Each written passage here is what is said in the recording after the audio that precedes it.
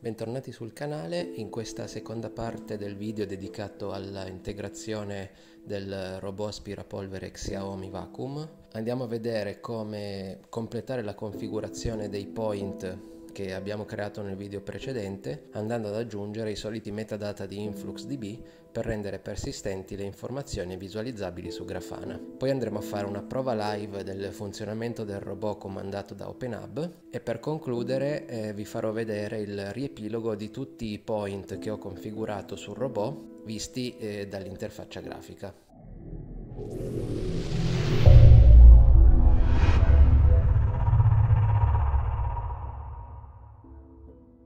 Adesso dobbiamo decidere tra queste informazioni che al momento ho integrato in OpenHub quali voglio rendere persistenti e in quale tabella andare a scrivere. Eviterei la batteria, il controllo, potrei magari creare una tabella chiamata robot dove all'interno inserisco i dati dei consumabili, giusto così per avere uno storico di quanto ci hanno messo a consumarsi. Quindi per fare questo andiamo a cercarci il nostro item .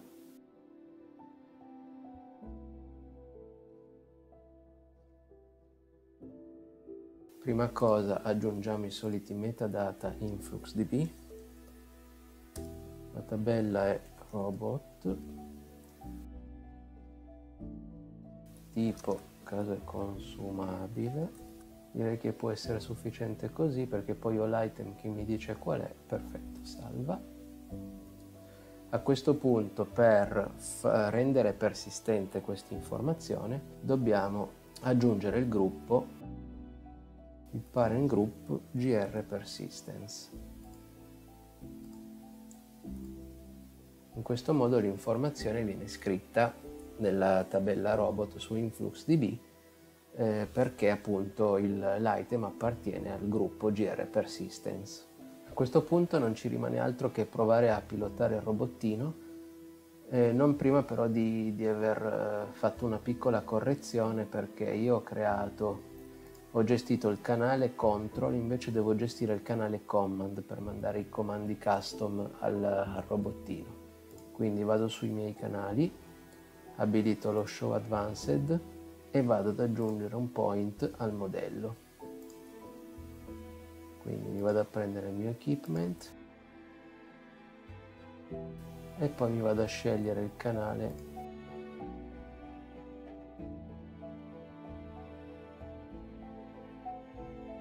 e salviamo.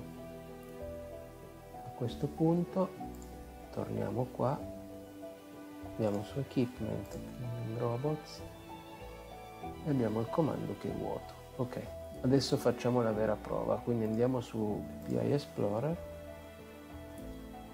andiamo a cercarci l'API sugli item per inviare dei comandi a un item. Eccola qua la post, mettiamo il nome dell'item e in teoria il comando, che deve essere uno dei comandi del protocollo di Xiaomi che si trova in questo sito qua. Vedete, in base al tipo di dispositivo ci sono dei comandi che si possono dare. Adesso noi useremo start stop per avviare la pulizia, fermare la pulizia e far tornare. Adesso vi faccio vedere il robottino dov'è e li fermo tranquillo che è sotto carica. Magari porto anche la visualizzazione dello stato. Perfetto, così vediamo in tempo reale cosa succede. Quindi il comando che dobbiamo dare è app start. Vediamo, lo mettiamo qua, facciamo un execute. Vedete che nel command, nell'item, c'è la risposta che il robot ha capito. E in teoria il robot sta partendo, vedete che parte con la pulizia standard,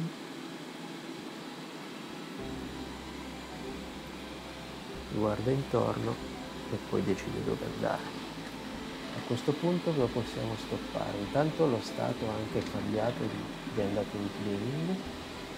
Se facciamo app stop il robot si è fermato dove era. Adesso lo proviamo a far partire.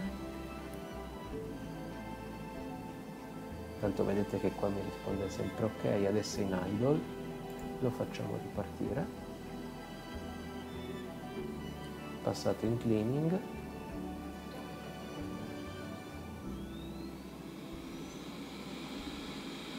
E lo fermo un pochino più lontano dalla docking.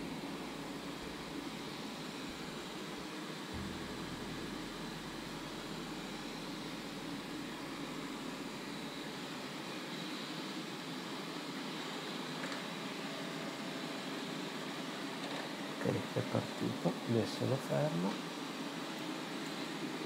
up stop,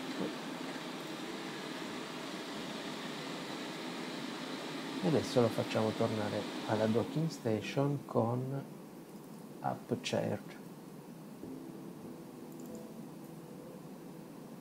Via. Ok, comando è capito, adesso vediamo cosa fa. Eccolo che arriva.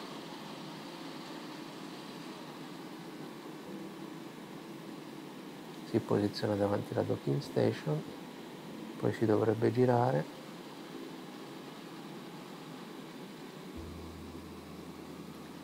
si va a agganciare per la ricarica. Vedete lo stato adesso in returning dock, tra l'altro la batteria è scesa dell'1% e tra un po' dovrebbe andare in charging. Ok, quindi tutto funziona. A questo punto posso andare a implementare un po' tutti i consumabili, così me li salvo anche su InfluxDB, e eventuali altri canali che possono tornare utili. Diciamo che con questo canale command noi possiamo abbinare dei pulsanti o sì, comunque delle azioni da pannello per poter comandare il robot senza utilizzare l'app di Xiaomi.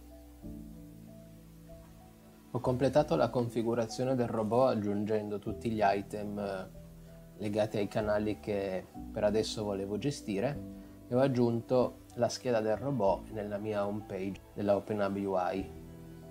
La vedete qui dove c'è un'icona, lo stato del robot e cliccando i vari dettagli, quindi i vari item, dove ho aggiunto un po' di informazioni legate alla durata dell'ultima pulizia, allo stato eventuale di errore, alla situazione dei consumabili e altre informazioni che così al momento mi possono servire.